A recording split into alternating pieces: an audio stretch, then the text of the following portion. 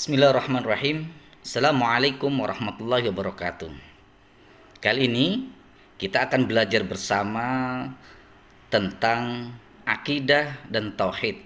Tepatnya bagaimana bertauhid yang kuat dan berakidah moderat, ya.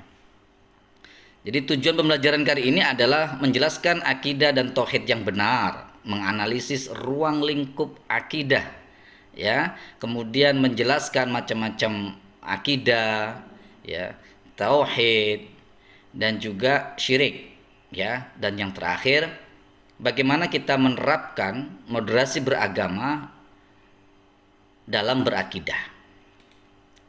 Yang pertama, akidah Islam. Jadi akidah Islam itu akidah pertengahan, ya, ummatan wasatoh, sebagai umat tengah-tengah. Tengah-tengah dari apa? Antara ekstrim kanan, ekstrim kiri, ya. Jadi umat Islam itu akidahnya itu tengah-tengah antara ateis, agnostik, ya, kufur dan musyrik. Ateis itu orang yang tidak bertuhan. Agnostik itu bertuhan tapi tidak beragama. Kalau kufur itu beragama, ya, mempercayai Tuhan tapi tidak mempercayai kenabian dan kerasulan Nabi Muhammad SAW. Sementara musyrik itu adalah orang yang menyekutukan Allah dengan selain Allah. Bisa jadi dari orang muslim sendiri, bisa juga dari orang non muslim. Apa itu akidah sunni? Akidah sunni itu juga pertengahan. Jadi di antara umat Islam itu ada kelompok-kelompok. Akidah sunni itu tengah-tengah. Tengah-tengah antara ekstrim kanan dan ekstrim kiri. Contoh ekstrim kanan itu Khawarij, ya, yang keluar dari jamaah Islam di zamannya Imam Ali sebagai khalifah dan juga Muawiyah. Jadi Khawarij artinya keluar dari jamaah Islam dengan meyakini hanya hukum Allah saja, tidak meyakini hukum buatan manusia. Ada juga yang ekstrim kiri. Ekstrim kiri itu ada Syiah, Mu'tazilah, Jabariyah, Qadariyah, ya. Itu. Apa itu Syiah? Syiah itu punya rukun iman yang 5. Salah satunya adalah meyakini kepemimpinan Imam Ali radhiyallahu anhu setelah Rasulullah. Bagi Syiah, orang yang tidak meyakini kepemimpinan Ali setelah Rasulullah dianggap kafir. Ya. Kemudian, kalau Mu'tazilah itu meyakini Allah tidak memiliki sifat, meyakini Allah tidak dapat dilihat di surga, ya, meyakini Allah itu tidak mencampuri urusan makhluknya, dan meyakini ada tempat, ya, di antara surga dan neraka bagi orang yang melakukan dosa besar. Sementara Jabariyah adalah umat Islam yang meyakini perbuatan manusia itu dikendalikan oleh Allah secara total, tidak ada usaha manusia. Sebaliknya, kalau Qadariyah itu adalah umat Islam yang meyakini perbuatan manusia itu atas kehendak dan kemampuannya sendiri, tanpa ada takdir dan kodoknya Allah. Nah, itu penting sekali yang harus kita pahami, bahwasanya akidah Islam itu harus akidah sebagai ummatan wasatah. Nah, sebenarnya akidah itu apa sih? Nah, kita harus paham. Akidah itu secara bahasa artinya ikatan, perjanjian, atau keyakinan yang kuat. Kalau istilahnya itu adalah akidah adalah keyakinan yang teguh dan pasti dalam hati tentang sesuatu itu, yang tidak ada keraguan sedikit pun bagi yang meyakini. Sementara tauhid secara bahasa itu adalah mengesahkan. Tauhidullah itu berarti mengesahkan Allah. Secara istilah artinya mengesahkan Allah dalam segala hal dan tidak menyekutukan Allah dengan selain Allah. Ya. Selanjutnya, apa sih ruang lingkup akidah itu apa saja? Nah, ini penting ya. Agar kita paham betul. Ruang lingkup akidah itu ada 4. Yang pertama ilahiyat, yang kedua nubuat, yang ketiga ruhaniyat, yang keempat sam'iyat. Ilahiyat itu kekaitan apa saja?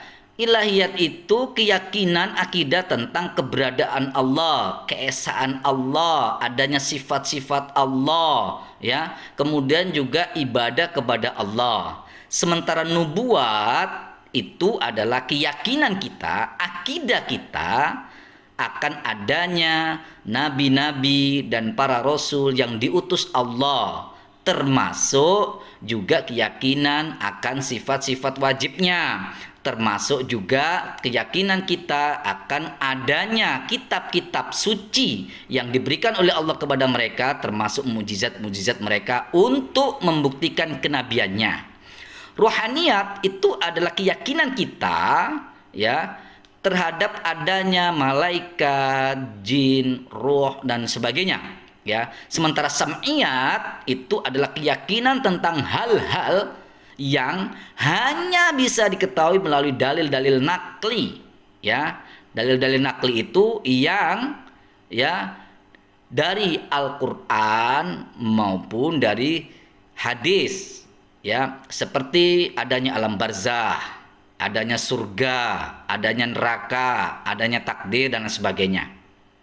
Ya. Baik.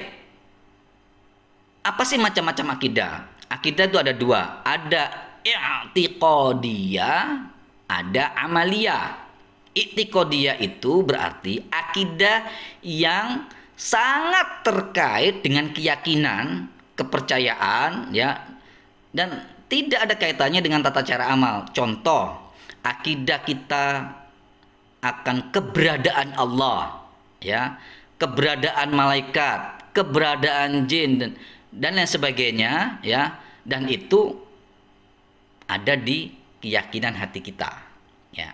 Sementara kalau amalia itu akidah yang berkaitan dengan tata cara amal. Contoh, akidah kita, keyakinan kita akan kewajiban sholat fardu ya 5 kali dalam sehari semalam ya, termasuk keyakinan kita akan kewajiban puasa di bulan Ramadan, kewajiban zakat fitrah ya untuk semua, dan juga zakat mal bagi orang yang sudah mencapai nisab ya hartanya ya.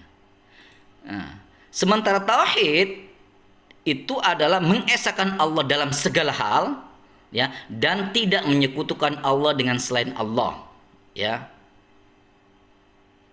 Tauhidnya Ahlussunnah wal Jamaah itu menolak tasybih, yaitu menyerupakan Allah dengan makhluknya ya, dan juga menolak penggambaran sifat Allah dengan sifat makhluk ya, dan menekankan konsep tanzih. Tanzih itu adalah mensucikan Allah dari sifat-sifat yang menyerupai makhluk ya. Ini akidah dan tauhidnya Ahlussunnah wal Jamaah ya. Ahlussunnah wal Jamaah itu ada yang dalam ayat-ayat mutasyabihat itu tauhid, menyerahkan artinya kepada Allah. Tapi ada juga yang memperbolehkan takwil makna ayat tersebut ya, atau hadis yang samar untuk menghindari penyerupaan sifat Allah dengan sifat makhluknya ya. Itu ya. Jadi kalau berdasarkan surat Al-Fatihah bisa jadi tauhid itu ada rububiyah ya, ada tauhid asma was sifat ya, ada juga uluhiyah, ya. Contoh bismillahirrahmanirrahim, alhamdulillahirabbil alamin, Rabb berarti rububiyah. Ar-Rahmanir Rahim berarti asma wa sifat, ya. Malik yaumiddin iyyaka na'budu wa iyyaka nasta'in. Na'budu wa iyyaka nasta'in itu adalah ubudiyah. Ada juga kalau berdasarkan surat An-Nas itu qul a'udzu birabbin nas, berarti ada Rabb, ada rububiyah. Malikin nas, ada tauhid mulkiyah. Ilahin nas itu berarti tauhid uluhiyah. Jadi berdasarkan ayat Al-Quran bisa jadi berbeda, tapi intinya tauhidnya itu adalah tauhidullah. Macam-macam syirik. Syirik itu dibagi menjadi dua. Ada syirik besar seperti menyembah berhala, patung dan sebagainya. Ada syirik kecil. Nah, syirik kecil itu terbagi menjadi dua. Syirkul zahir, nyata, itu biasanya dalam ucapan dan perbuatan. Contoh kalau dalam ucapan umpamanya mengatakan demi Allah dan Rasulullah, seakan-akan menyetarakan, ya, Allah dengan Rasulnya. Dalam perbuatan umpamanya memakai cincin dengan tujuan menolak bahaya, ini juga syirkul zahir, nyata. Yang kedua adalah syirkul khafi atau tersembunyi. Itu biasanya syirik dalam keinginan dan niat, seperti ingin dipuji orang, riya, ya. Ingin diketahui orang, ingin diperdengar orang, ingin terkenal. Intinya punya keinginan-keinginan yang bukan untuk Allah. Apa akibat fatal dari syirik? Itu amalan tertolak. Bisa juga menghapus seluruh amal kebaikan kita, ya. Bisa juga dosanya tidak terampuni, ya, kecuali jika dia bertobat. Kalau belum bertobat berarti tidak terampuni, ya, kecuali dengan taubat nasuha, ya. Bisa juga gara-gara syirik diharamkan masuk surga dan otomatis masuk neraka, ya. Nah, bagaimana moderasi beragama dalam berakidah? Sesuai indikatornya yang 4, yang pertama adalah komitmen kebangsaan. Contoh, berakidah Islam, ya, meyakini Al-Quran sebagai sumber primer, hadis, ya, sebagai sumber setelah Al-Quran, tanpa menolak Pancasila dan Undang-Undang Dasar 45. Contoh lain, bergabung dengan organisasi kemasyarakatan Islam yang berakidah sama, Ahlussunnah wal Jamaah, umpamanya yang menerima Pancasila, UUD 45 dan NKRI, ya. Dan menolak kelompok-kelompok Islam yang ingin mengganti Pancasila dengan ideologi negara lain, ya. Contoh lagi yang kedua, moderasi beragama dalam berakidah di indikator toleransi. Itu ada dua, ada toleransi antar umat beragama, ada toleransi antar atau intra umat muslim, ya. Contoh, toleransi atau kerukunan antar umat beragama memilih Islam, ya, tidak ateis, tidak agnostik, tidak kafir, dan tidak musyrik, ya. Itu juga termasuk kerukunan antar umat beragama, ya. Contoh lain, mengakui eksistensi agama lain tanpa menghina Tuhan mereka, ya, atau simbol-simbolnya. Juga menghormati perbedaan keyakinan dan ritual keagamaan penganut agama lain tanpa ikut campur dalam ritual keagamaannya.